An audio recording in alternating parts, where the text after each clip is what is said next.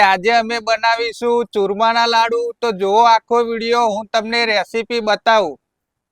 ચૂરમાના લાડુ બનાવવા અમે લોટમાં તેલનું મોવણ નાખ્યું। તેલ નાખીને તમારે આ રીતે લોટને મિક્સ કરી લેવાનો છે। લાડુ બનાવવા અમે ઘઉંનો કકરો લોટ, ચણાનો કકરો લોટ અને સોજી લીધો છે।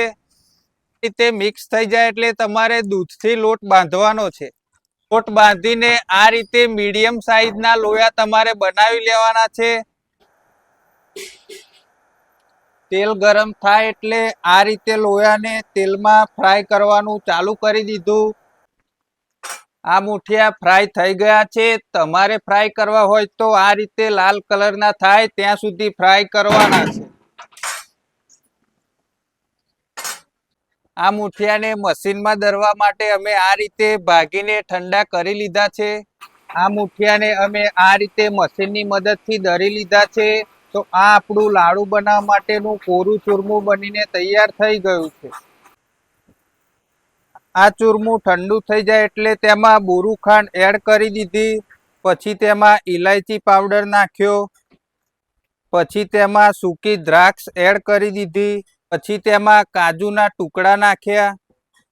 પછી તેને બરાબર મિક્સ કરી લીધું।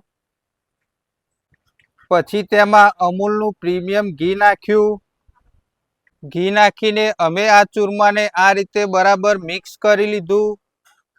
આ ચૂરમાને આ રીતે બરાબર ઘસવાનું છે જેથી લાડુ બને તેવી ફિટનેસ આવી જાય। પછી અમે ચૂરમામાં બદામની કતરણ નાખી। આ આપણું લાડુ માટેનું ચૂરમું બનીને તૈયાર થઈ ગયું છે। પછી આ ચૂરમામાંથી હાથ વડે વારીને લાડુ બનાવી લીધા। પછી તેની ઉપર ખસખસ લગાવી દીધી। તો આ આપણી ચૂરમાના લાડુની રેસીપી તૈયાર છે। તમારે ચૂરમાના લાડુ બનાવવા હોય તો આ વિડીયોના ડિસ્ક્રિપ્શનમાં ડિટેલ્સ આપેલી છે તો જોઈ લેજો।